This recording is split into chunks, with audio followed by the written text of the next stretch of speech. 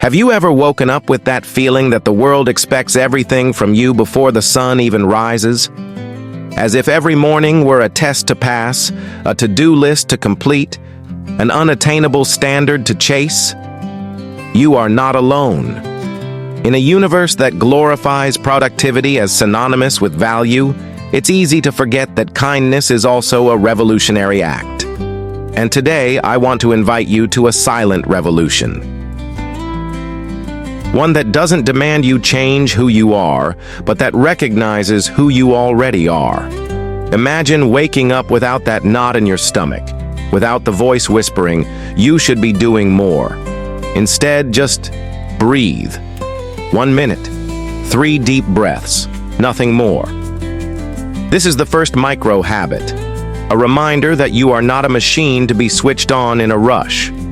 Your body deserves a moment of transition between sleep and the world. A moment to say, "I am here, and this is already enough." But maybe you're thinking, 1 minute? That won't change anything. And that's exactly where the magic lies. Because when we remove the weight of grand expectations, we make space for the possible. You've tried hour-long routines, color-coded spreadsheets, ambitious goals, and when you failed, you thought the problem was you. But the problem was never you. It was the size of the step. Here's the truth. No one told you. Self-confidence isn't born from monumental achievements, but from repeated tiny gestures. Every time you take a deep breath before checking your phone, you're building an invisible muscle, the certainty that you can trust yourself. Every time you write "grateful for the hot coffee" in a notebook, you're rewriting the narrative that only big victories matter. What if I told you science is on your side? That a Harvard University study showed 60 seconds of diaphragmatic breathing reduces cortisol by 20%? Or that neuroscientists in California proved jotting down micro-gratitudes activates the same brain circuits as a prolonged hug?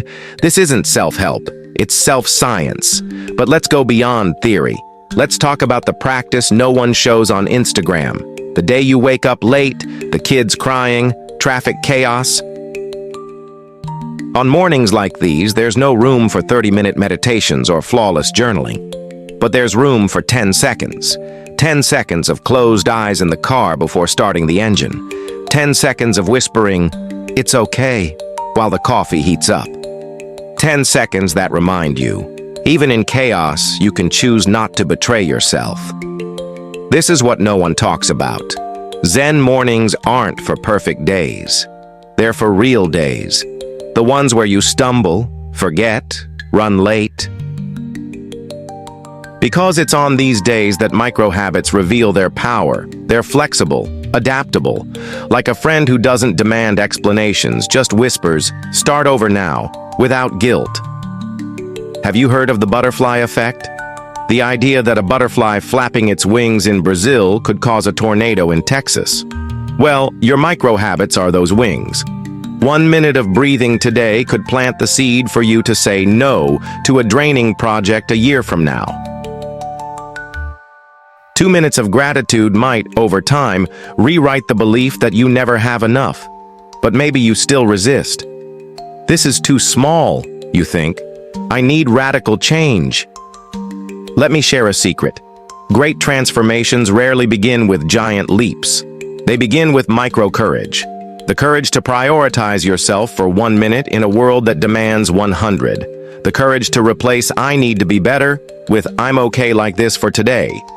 If you still doubt it, try this test. Tomorrow, when you wake up, instead of jumping out of bed, ask yourself, what does my body need right now? Maybe it's stretching your toes. Maybe it's sipping water. Maybe it's just existing without pressure for 30 more seconds. It's not laziness, it's presence.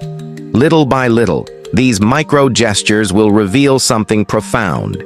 You are not a project to be fixed. You are a person to be cared for.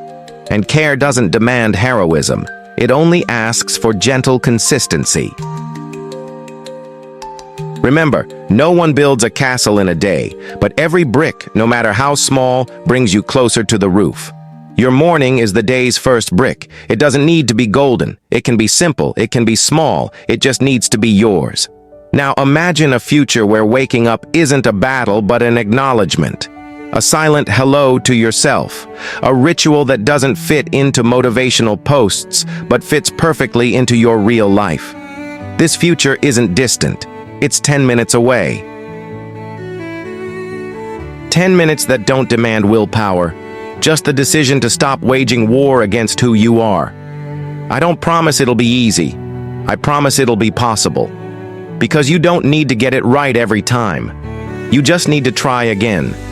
Without judgment, without comparison, without the tyranny of should. So close your eyes for a moment. Feel the weight of your body on the mattress, the texture of air entering your nostrils, the whisper of the world outside. This is your moment.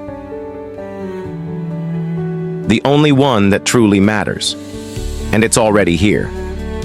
Tomorrow, when the alarm rings, take a deep breath.